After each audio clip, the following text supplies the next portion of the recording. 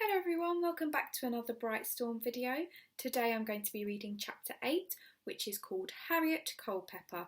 I hope you enjoy this chapter and I can't wait to find out what happens next.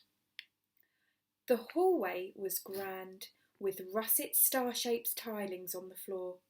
Lamps dangled from the ceiling at different heights, giving a warm glow to the wood-panelled walls filled with drawings of exotic landscapes.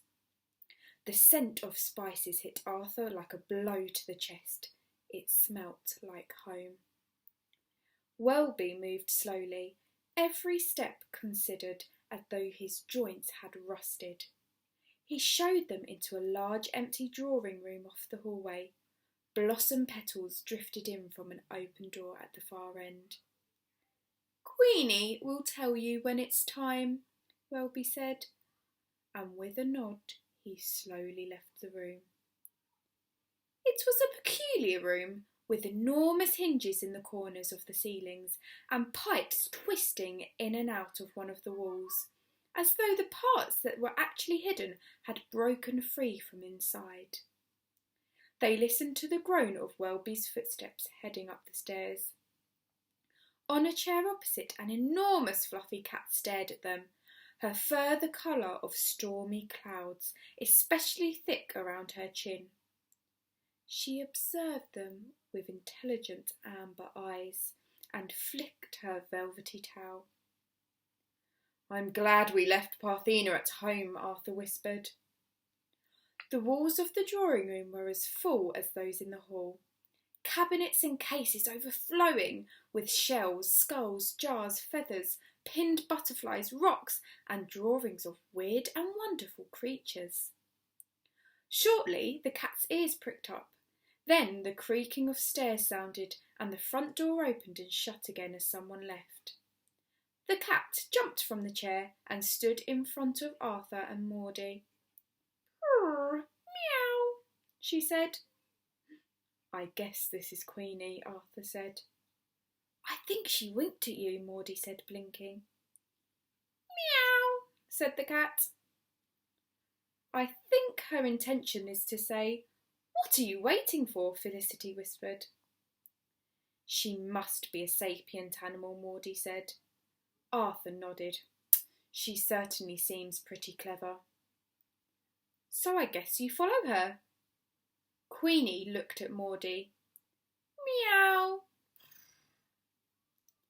"I think she means both of us," Arthur squeezed Maudie's hand.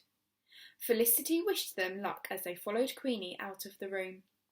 Every stair creaked as they walked. Queenie led them to a door at the top of the stairs and meowed. Arthur paused, then knocked. Maudie had become fixated on a lever embedded in the wall. "Look at this! The chain goes all the way through the wall.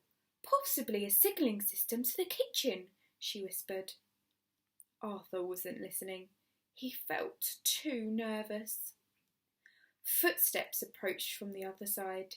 His stomach churned. The door creaked open and Welby surveyed them. "If you could refrain from touching anything," he said. Maudie quickly took her hand away from the lever. A bright yet serious voice came from deep in the room. "Welby, show them in."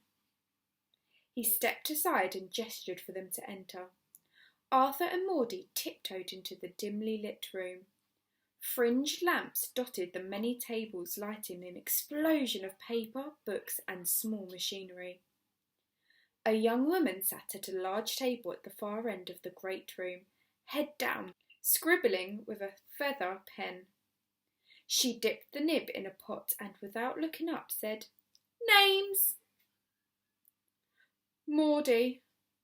Arthur opened his mouth, but nothing came out. Maudie pushed his shoulder. "Artie." "Arthur," he said. The young woman behind the table looked up at him. She couldn't have been much more than 25, with short, ruffled hair that wanted to go in different directions, and eyes that sparkled with life and fire as though fuelled by some sort of magic within. They reminded Arthur of Dad's. Her gaze lingered on Arthur's iron arm. Maudie and Arthur. Just Arthur. She nodded and scribbled some more. The sound of the pen scratching filled the room. Welby took a seat to the side of her. And why are you here? She said. Well, we... Arthur started, but his throat jarred. She nodded encouragingly. Maudie continued. We saw the advertisement in the Luntown Chronicle and... The young woman stood and walked around the table to lean against it. She wore baggy trousers tucked into knee-high leather boots, a loose shirt and a curious belt with lots of dangling metal instruments. Arthur glanced at Maudie, whose eyes had widened and fixed on the tools. The woman shook Maudie's right hand, then Arthur's left. He caught sight of two small birds in flight tattooed on her wrist. They were explorers' marks. Every notable explorer used their family symbol. Dad had the mark of the Brightstorm moth.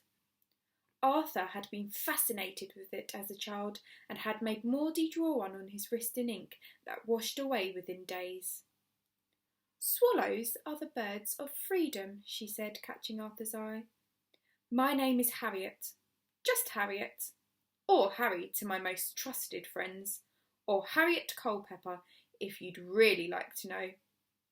Or Harriet Mildred Audrey Culpepper, if you're from the bank. And here on official business. She leant in teasingly and winked.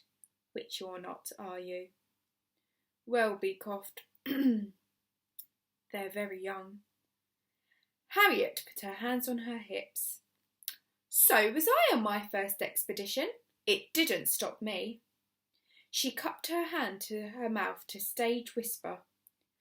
Welby's been with the family forever, and he's my second in command. He'll be the first to admit he's no spring chicken, but he's surprisingly nimble and quick thinking in life or death situations. Nimble wasn't the first word Arthur would have thought of. So tell me about yourselves, Harriet said brightly. I work in the shipyards, Maudie said.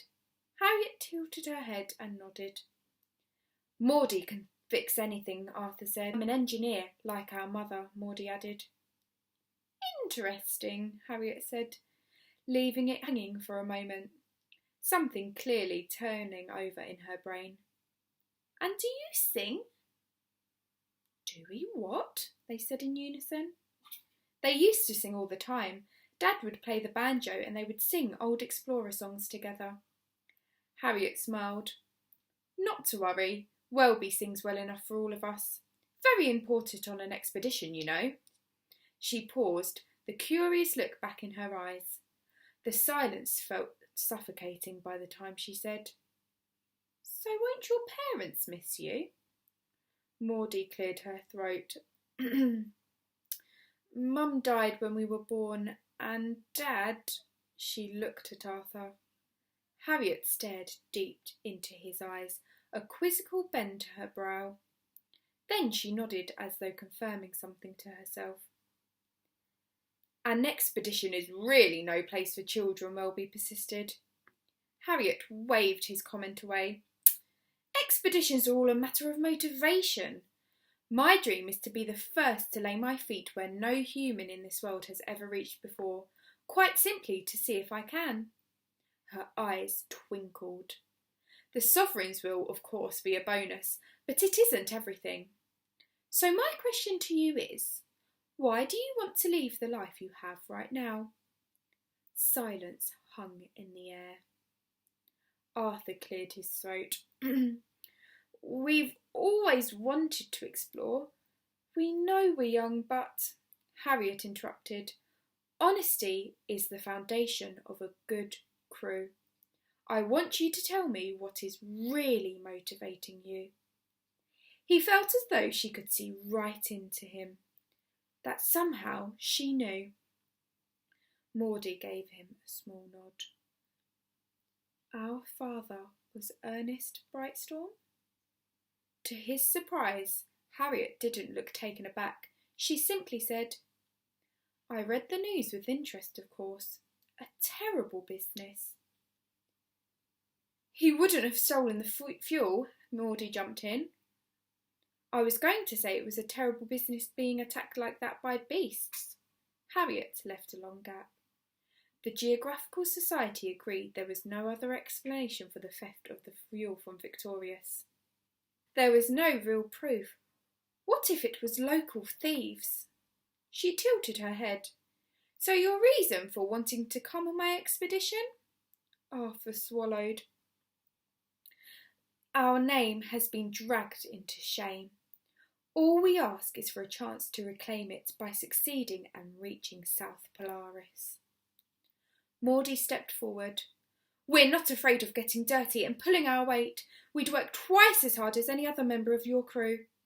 Arthur took over. We do everything we can to help you get to South Polaris first. Arthur might only have one arm, but it's strong as two, and he can problem solve a way through most anything because he's always had to.